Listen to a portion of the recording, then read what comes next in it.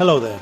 In the spring and autumn of 1819, a 23-year-old John Keats, battling illness and heartbreak, wrote a handful of odes that rank among the greatest achievements in English poetry.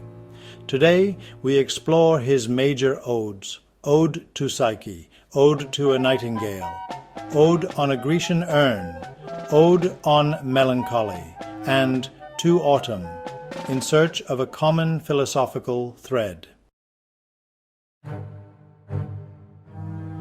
At the heart of Keats's vision lies what he called negative capability, the ability to remain in uncertainties, mysteries, doubts, without any irritable reaching after fact and reason. Instead of forcing answers, Keats dwells in contradictions, beauty and pain, eternity and transience, imagination and reality. This openness becomes the unifying thread running through the odes.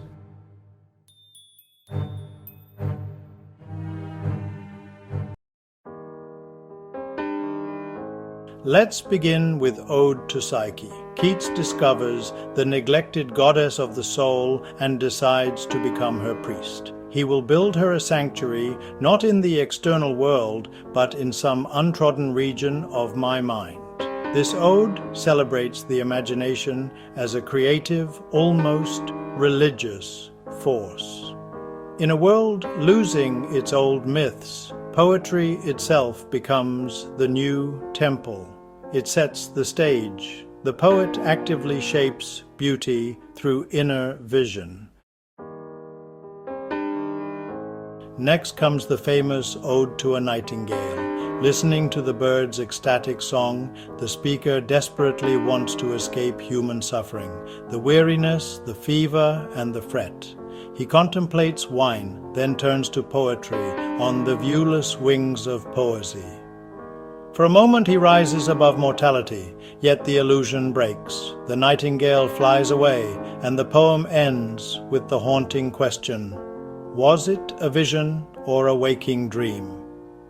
Here we see the central tension. Beauty offers temporary transcendence, but consciousness and mortality always pull us back.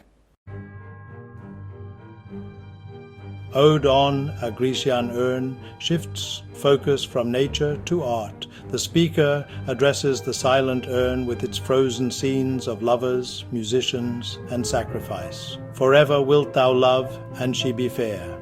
Art grants eternal beauty, but at a price. The lovers never kiss, the town remains forever empty. The urn's final message, beauty is truth, truth beauty, has provoked centuries of debate. Is it profound consolation or a bittersweet reminder of art's limits? Keats acknowledges both the glory and the coldness of immortal art compared to warm, changing human life.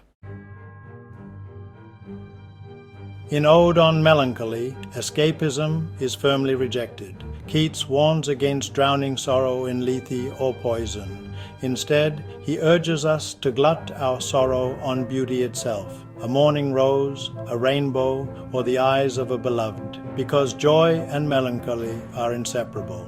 Only those who feed deep upon the transience of beauty can win melancholy's cloudy trophies.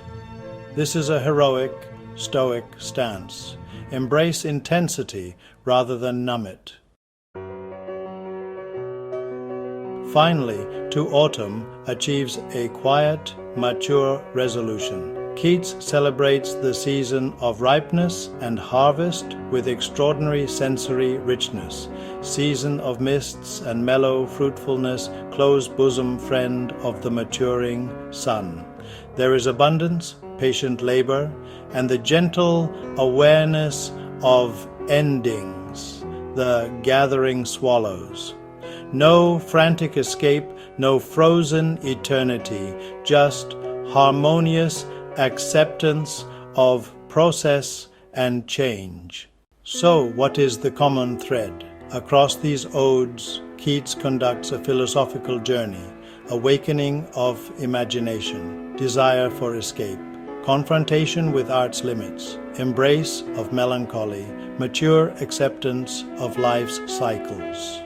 Together, they teach that beauty does not conquer death, but redeems our experience of living toward it. Through negative capability, Keats holds opposites in tension and finds meaning in the bittersweet. In our hurried, distraction-filled age, these odes invite us to feel deeply, observe richly, and dwell fully in the present moment, however fleeting. Thank you for watching. Which ode resonates with you most? Share in the comments, like and subscribe for more literary explorations.